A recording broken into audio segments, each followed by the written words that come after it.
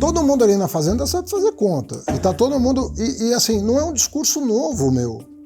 Porque você podia dizer o seguinte, o Haddad mudou de ideia, o Haddad repensou. Não, eu tô num papel de, junto ao Judiciário, junto ao Legislativo e junto ao Executivo, eu tô agindo com a mesma coerência de mostrar para os três poderes da República, e na minha opinião, de forma bem sucedida até aqui, de que é preciso não apenas equacionar 2024, 2025, 2026, mas nós temos que equacionar estruturalmente as finanças do país.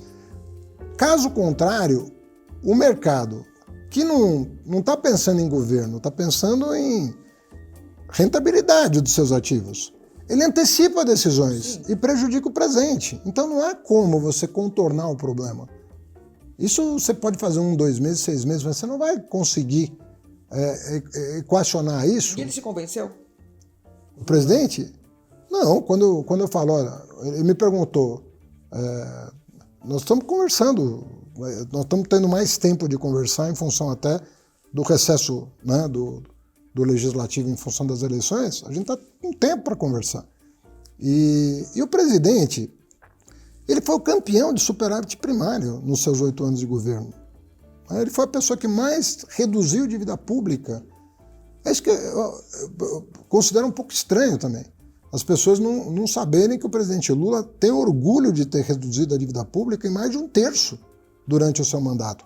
É óbvio que o que ele herdou do governo Bolsonaro é completamente diferente do que ele herdou do Fernando Henrique Cardoso. Aquela herança maldita não era tão maldita? Então... Eu nunca usei essa expressão. Você tem que cobrar de quem usou. Eu nem sei quem. Eu nunca usei, né?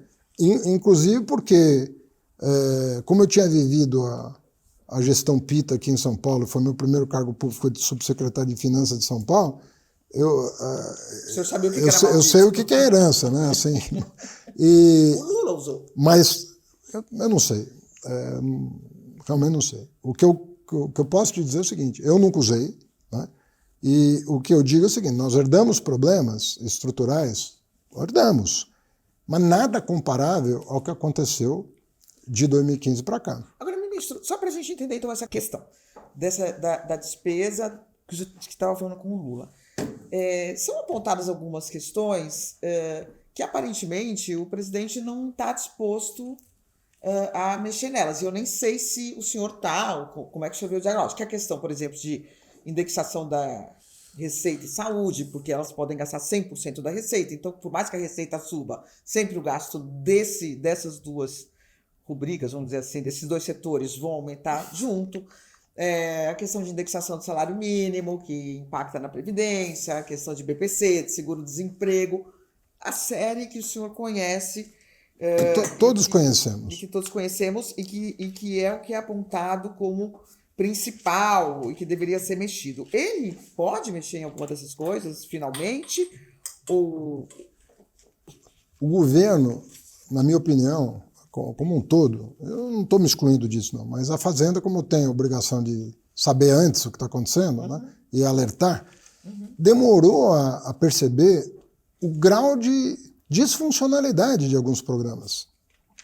Em 2022, a partir de 2021, na verdade, o que aconteceu no Brasil, com o PEC dos precatórios, né, chamada PEC do calote, alterações do BPC, retirando filtros, a questão do Bolsa Família, retirando filtros, a questão do Fundeb, que foi aprovado sem fonte de financiamento. Vou dar um exemplo do Fundeb, que foi criado no governo Lula, inclusive quando eu era ministro da Educação. O Fundeb, que no último ano do governo anterior chegou em 22 bilhões, está previsto chegar em quase 70 em 2026. E a receita? Aí sem fonte de financiamento. Aí a pergunta que eu faço, alguém está lembrando que foi no governo anterior que se aprovou mais de 40 bilhões de reais a mais para o Fundeb sem fonte de financiamento? Não, tudo bem, mas esse é o ponto. Sempre do governo anterior? Não, claro eu não falei do governo anterior até agora. Eu só estou dizendo que muitas das despesas que se pretende cortar foram contratadas antes do presidente Lula tomar posse.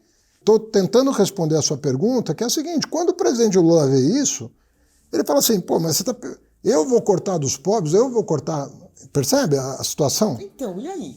Não, e aí é o seguinte, ó, nós estamos reestruturando as contas, ninguém está dizendo que é fácil, o senhor colocou o pobre do orçamento, ninguém está pedindo para tirar o pobre do orçamento, mas questões estruturais precisam ser resolvidas, porque são distorções, muitas vezes, que foram criadas com finalidades eleitorais, particularmente pelo governo anterior, elas estão no nosso colo. Não tem para quem dá a batata quente. Nós temos que resolver.